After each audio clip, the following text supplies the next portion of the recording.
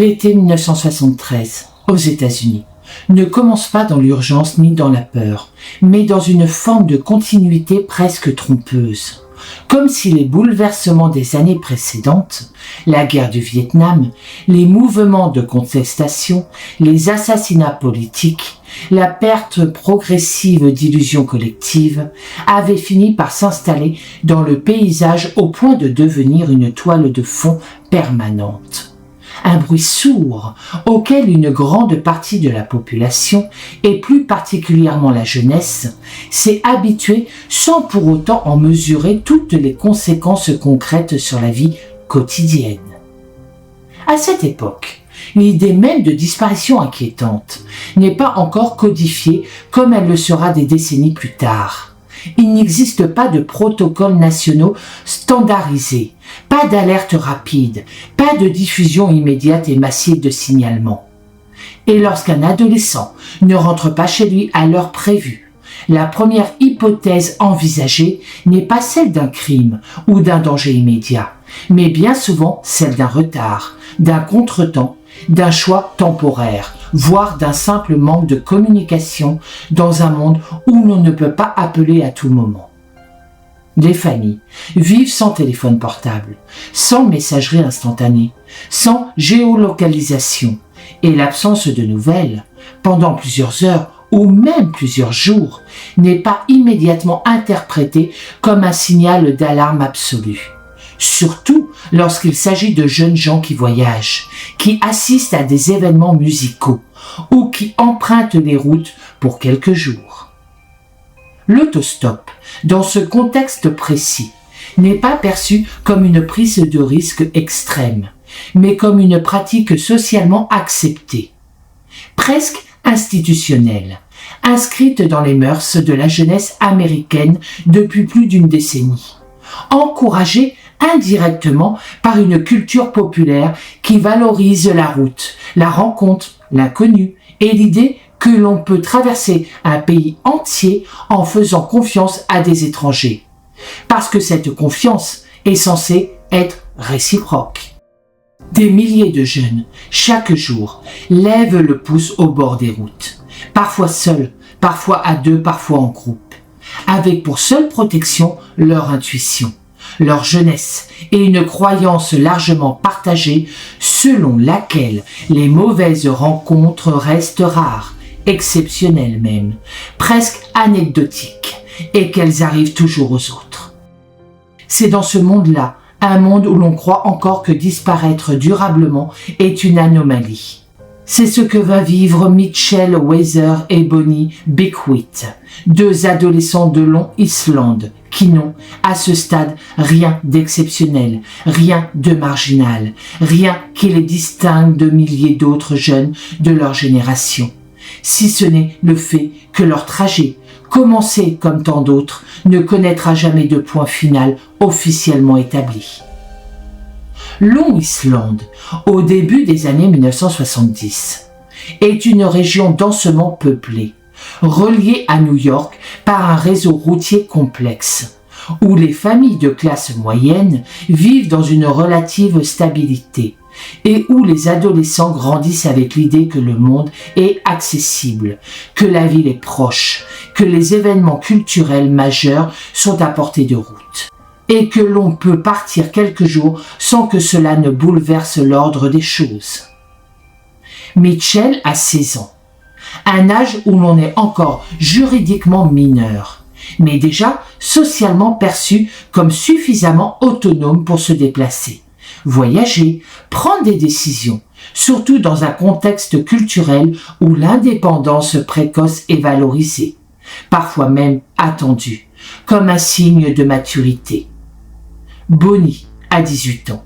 Elle est légalement adulte, ce qui, aux yeux des autorités, comme de nombreuses familles, signifie qu'elle peut aller et venir sans rendre de compte détaillé, et que ses choix, même s'ils inquiètent, révèlent avant tout de sa responsabilité personnelle.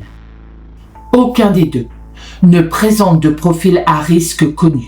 Aucun n'est en rupture familiale. Aucun ne manifeste de comportement laissant présager une disparition volontaire prolongée. Et cette absence de signaux faibles jouera un rôle déterminant dans la manière dont leur absence sera initialement perçue. Car en juillet 1973, partir pour un concert de rock n'est pas un acte de rupture, c'est un acte banal, presque attendu, surtout lorsqu'il s'agit d'un événement dont l'ampleur dépasse largement celle d'un simple spectacle musical.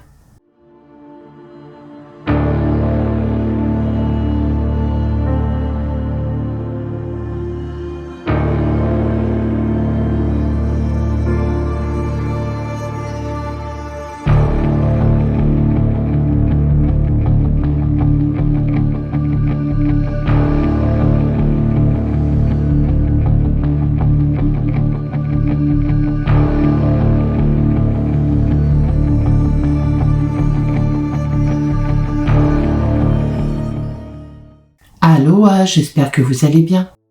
On se retrouve aujourd'hui pour 2 disparitions. Cette vidéo ne comporte aucune image, ou très peu. Elle est proposée sous forme de podcast, faute de photos disponibles sur Internet. Mais le silence des images n'enlève rien à l'importance de ce récit. Car au-delà de l'écran, ce sont 2 adolescents disparus dont il est question.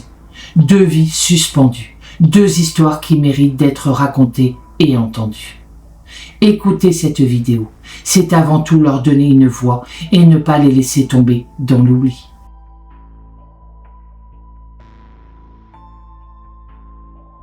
Avant même de tenter de comprendre comment 2 adolescents ont pu disparaître sans laisser de traces sur des routes pourtant fréquentées, il est indispensable de s'arrêter longuement, presque méthodiquement, sur ce que furent leurs vies juste avant ce départ de juillet 1973.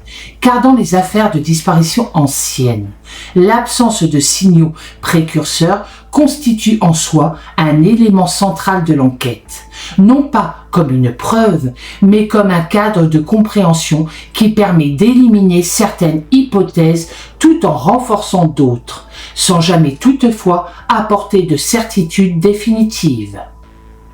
Mitchell Weiser vit alors à Long Island, dans un environnement familial stable, sans antécédents judiciaires, sans fréquentation connue à risque et sans comportement décrit comme inquiétant par ses proches, ses enseignants ou ses camarades, ce qui, pour les enquêteurs, des décennies plus tard, constituera un point de départ essentiel, car les disparitions volontaires prolongées, lorsqu'elles existent, s'accompagnent presque toujours d'indices, même minimes, qu'il s'agisse de tensions familiales, de difficultés scolaires majeures, de changements de comportement soudains ou de préparatifs matériels discrets mais révélateurs. Or, dans le cas de Mitchell, aucun de ces éléments n'ont relevé de manière documentée et les témoignages convergent vers le portrait d'un adolescent intégré, relativement discret, ni particulièrement rebelle, ni particulièrement instable, évoluant dans une routine quotidienne qui, à l'époque, ne présente rien d'exceptionnel, mais qui, rétrospectivement, renforce l'incompréhension face à une absence définitive. Il est scolarisé. Il a des projets à court terme. Il n'exprime pas de rejet de son environnement. Et surtout, il ne laisse derrière lui ni lettres, ni messages, ni indications suggérant une volonté de rupture. Ce qui, dans les dossiers de fugue étudiés par les services spécialisés, constitue un facteur significatif lorsqu'il est absent. Il est décrit par ses proches comme un adolescent gentil, respectueux, aimant la vie, la musique, ses amis et son environnement. Bonnie Beckwith, de son côté, est âgée de 18 ans. Ce qui, dans l'Amérique de 1973, la place dans une zone particulière entre dépendance familiale et autonomie légale. Car si elle est juridiquement adulte, elle reste socialement et affectivement très liée à son foyer.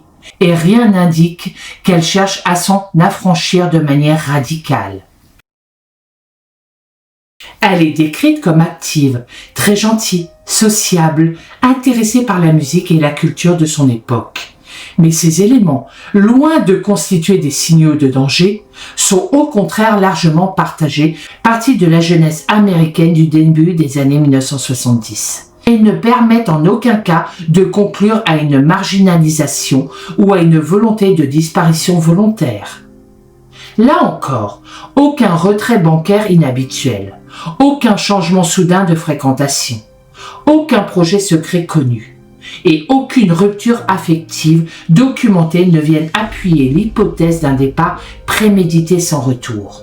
Ce qui, pour les enquêteurs, rend cette piste extrêmement fragile, bien qu'elle ait été, à l'époque, brièvement envisagée par défaut, faute d'alternative immédiate. Il est également essentiel de comprendre que Mitchell et Bonnie ne forment pas un couple clandestin cherchant à s'enfuir ensemble, mais deux adolescents liés par une amitié et un projet ponctuel, celui d'assister à un concert précis, dans un lieu précis, à une date précise, ce qui distingue fondamentalement leur situation de nombreux cas de disparition de jeunes associés à des fugues amoureuses ou à des ruptures familiales. Leur projet est simple, limité dans le temps et connu de leur entourage, ce qui, là encore, joue un rôle paradoxal dans le retard initial des inquiétudes. Car lorsqu'un départ est expliqué, annoncé et justifié par un événement concret, l'absence temporaire est plus facilement tolérée, parfois même banalisée. Dans l'Amérique de 1973, les concerts de rock de grandes ampleurs sont perçus comme des événements chaotiques, mais fondamentalement festifs, et non comme des zones de danger systémique. Et si les parents peuvent exprimer des réserves ou une inquiétude diffuse, ils n'imaginent pas, pour la plupart, que le simple fait de s'y rendre puisse conduire à une disparition définitive.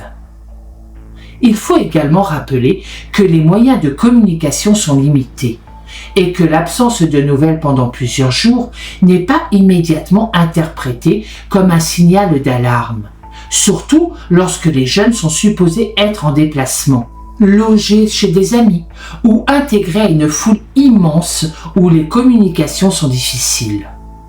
Ce contexte explique en partie pourquoi, dans les jours qui suivent le départ de Mitchell Weiser et de Bonnie Beckwith, l'inquiétude monte lentement, presque insidieusement, sans déclencher immédiatement une réaction institutionnelle massive.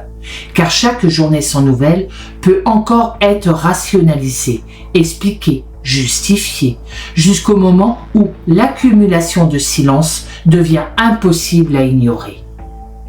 Et c'est précisément cette normalité initiale, cette absence totale de drapeau rouge, qui fera de leur disparition non seulement un mystère, mais aussi un cas extrêmement difficile à reconstituer.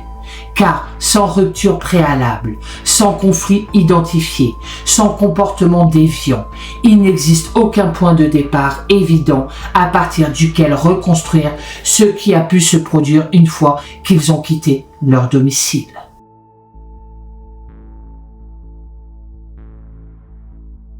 Lorsque Mitchell et Bonnie quittent Long Island à la fin du mois de juillet 1973 pour se rendre au concert de Watkins Glen, ils s'engagent dans un espace qui, à l'époque, est à la fois extraordinairement fréquenté et paradoxalement impossible à documenter avec précision.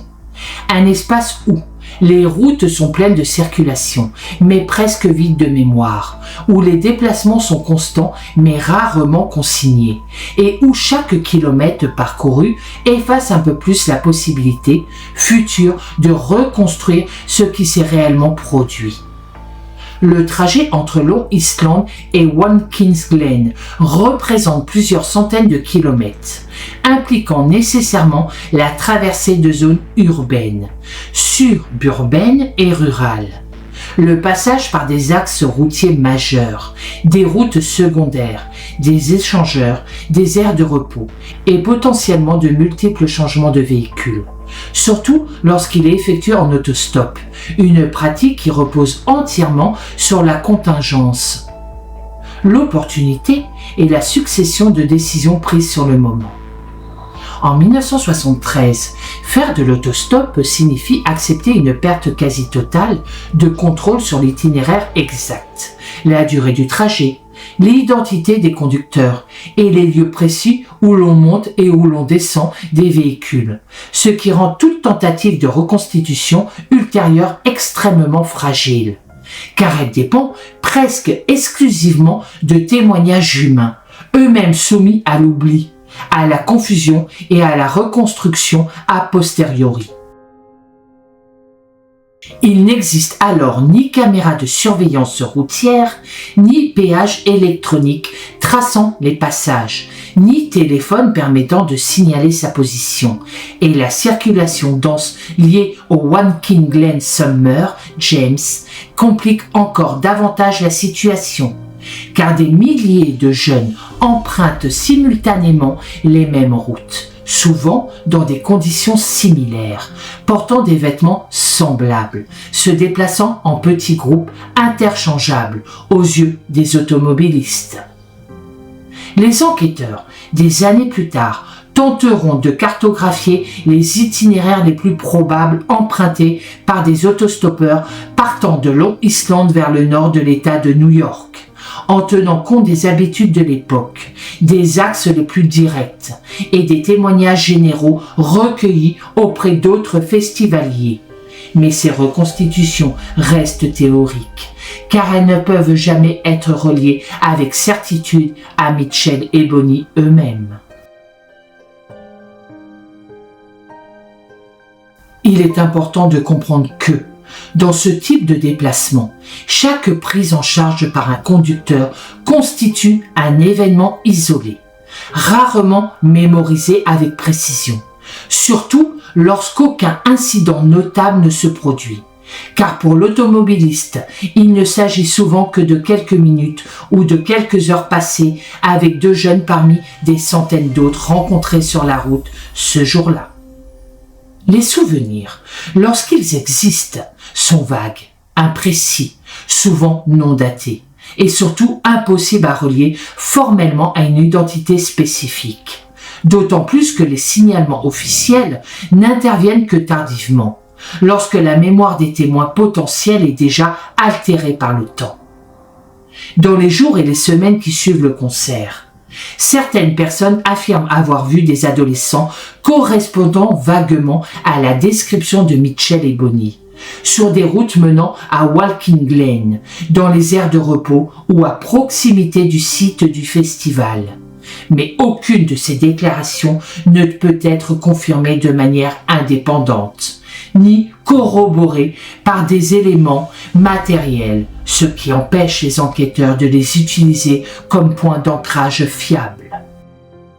Il faut également prendre en compte le caractère exceptionnel du Watkins Glen Summer, qui transforme temporairement toute la région en un espace saturé, désorganisé et largement hors contrôle, avec des embouteillages massifs, des véhicules immobilisés sur des kilomètres, des jeunes marchant le long des routes, dormant à proximité de leur voiture, et des déplacements constants qui brouillent toute notion de trajectoire individuelle.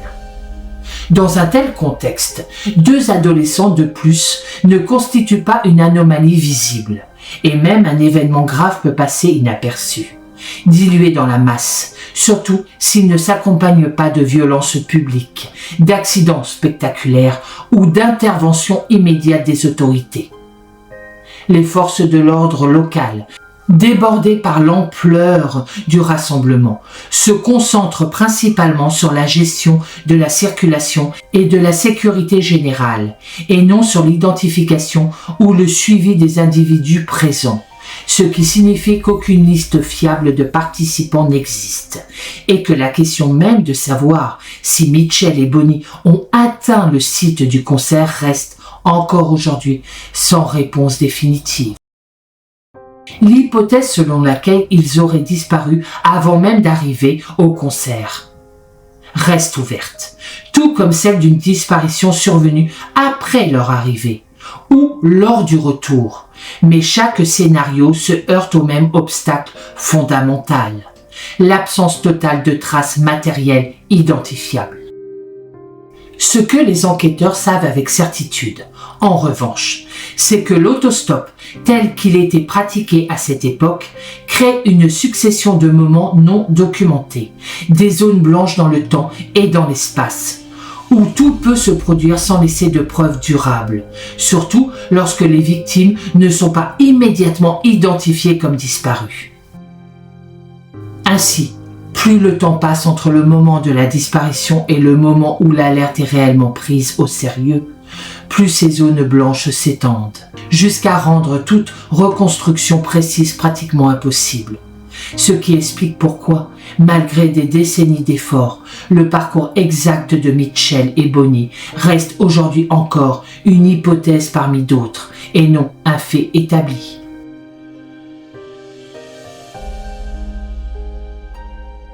Dans les heures qui suivent le départ de Mitchell et de Bonnie, rien ne permet encore de parler de disparition au sens strict. Car dans le cadre social et culturel de l'été 1973, l'absence temporaire de nouvelles de deux adolescents partis pour un concert de grande ampleur ne constitue pas en soi un événement inhabituel, encore moins un motif d'alerte immédiate. Et cette normalité apparente joue un rôle déterminant dans le déroulement ultérieur de l'affaire.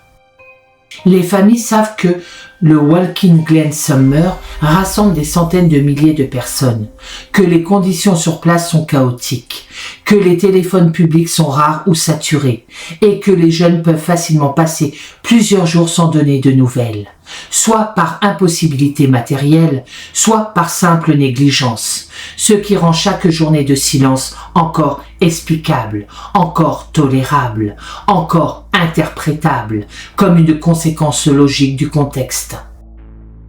Les premières inquiétudes ne surgissent donc pas brutalement, mais s'installent lentement, presque insidieusement.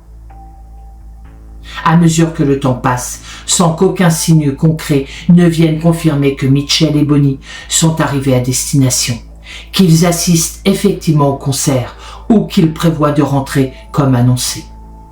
Les jours passent, puis viennent les premières tentatives pour obtenir des informations indirectes, en contactant des amis, des connaissances, des camarades susceptibles de s'être rendus aux mêmes événements, dans l'espoir que quelqu'un ait croisé leur chemin, partagé un trajet ou simplement aperçu deux adolescents correspondant à leur description. Mais ces démarches restent longtemps informelles, fragmentées et surtout privées, sans intervention immédiate des autorités. Ce fonctionnement, qui peut sembler incompréhensible à la lumière des standards actuels, correspond pourtant aux pratiques courantes de l'époque, où les forces de l'ordre hésitent souvent à intervenir rapidement dans des cas impliquant des jeunes majeurs ou quasi majeurs, surtout lorsque le départ est volontaire et que l'hypothèse d'une fugue temporaire reste ouverte.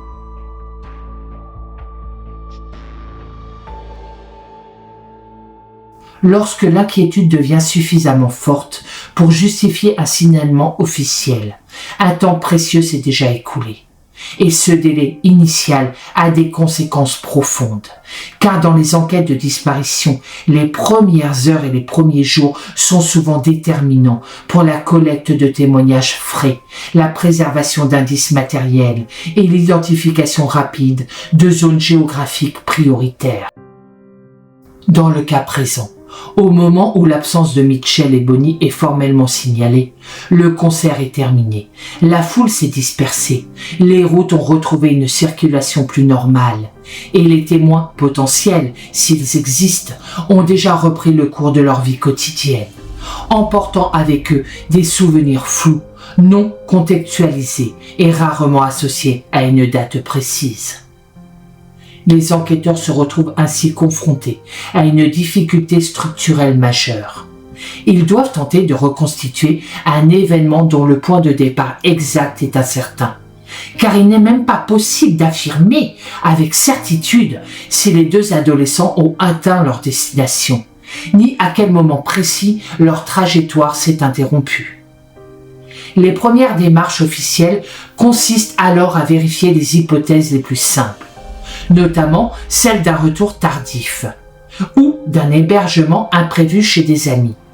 Mais ces pistes s'épuisent rapidement, car aucun proche ne signale de contact, aucun appel n'est enregistré et aucun élément concret ne vient confirmer une explication bénigne. La question de la fugue volontaire est évoquée, parfois même privilégiée par défaut, non pas en raison d'indices positifs, mais parce qu'en l'absence de preuves concrètes, elle correspond à une catégorie administrative connue, souvent utilisée à l'époque pour expliquer les absences prolongées de jeunes, en particulier lorsqu'aucun signe de violence n'est immédiatement observable. Cependant, cette hypothèse se heurte rapidement à plusieurs obstacles factuels, car ni Mitchell ni Bonny n'ont emporté des faits personnels suffisants pour soutenir une disparition prolongée, ni laissé de messages, ni pris de dispositions financières ou logistiques, permettant d'envisager une rupture durable avec leur environnement familial et social. Malgré cela, l'enquête progresse lentement, entravée par des moyens limités, des juridictions parfois fragmentées et l'absence de coordination nationale structurée pour les disparitions de longue durée, ce que signifie que chaque service agit dans un cadre restreint, avec des informations partielles et sans accès immédiat à des bases de données centralisées. Les témoignages recueillis, lorsqu'ils existent, sont souvent imprécis, contradictoires ou impossibles à vérifier, car ils reposent sur des souvenirs reconstruits a posteriori, parfois influencés par des récits médiatiques partiels ou par le simple passage du temps, qui altèrent inévitablement la perception des événements. À mesure que les semaines deviennent des mois, puis des années, l'affaire change de nature, passant progressivement du statut de disparition récente à celui de dossier non résolu, puis à celui de cold case, une catégorie administrative qui reflète moins une résolution qu'une suspension forcée de l'activité, faute d'éléments nouveaux exploitables. Ce basculement est particulièrement lourd de conséquences pour les familles, car il marque le moment où l'enquête cesse d'être un processus quotidien actif pour devenir un dossier dormant, consulté épisodiquement, réactivé uniquement en cas de nouvelles informations. Ce qui, dans les faits, signifie souvent une longue période d'attente sans avancée tangible. Et pourtant, malgré l'absence de preuves, malgré le silence persistant, aucune conclusion officielle définitive n'est jamais formulée. Car sans corps, sans aveu, sans éléments matériels décisifs, il est impossible d'affirmer ce qui est arrivé à Mitchell et Bonny, laissant ainsi l'affaire dans un état de suspension permanente, entre hypothèses incomplètes et certitudes absentes.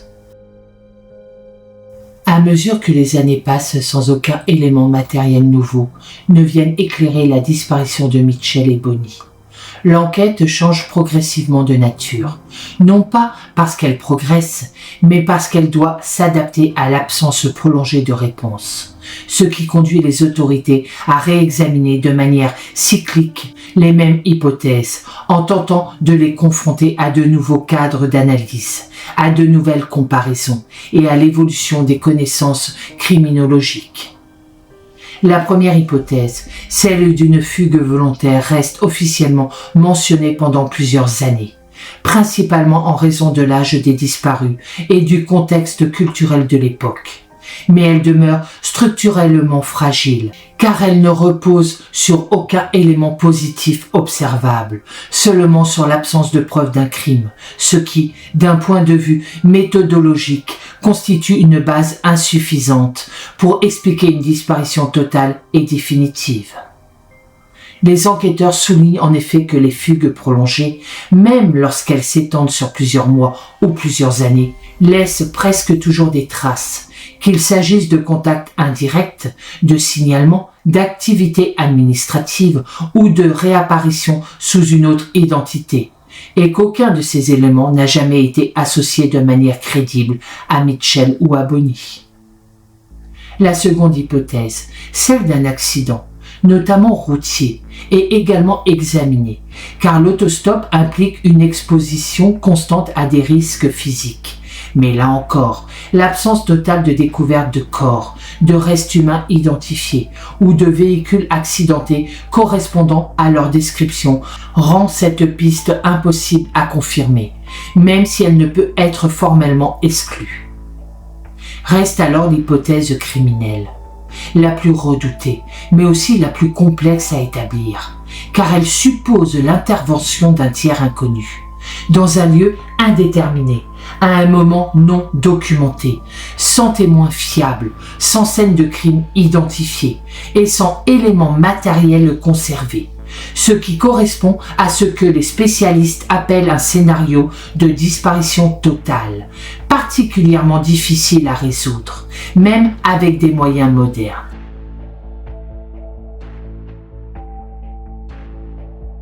Les comparaisons avec d'autres affaires de disparition liées à l'autostop dans les années 1960 et 1970 montrent que ce mode de déplacement a parfois servi de point de contact entre victimes et agresseurs.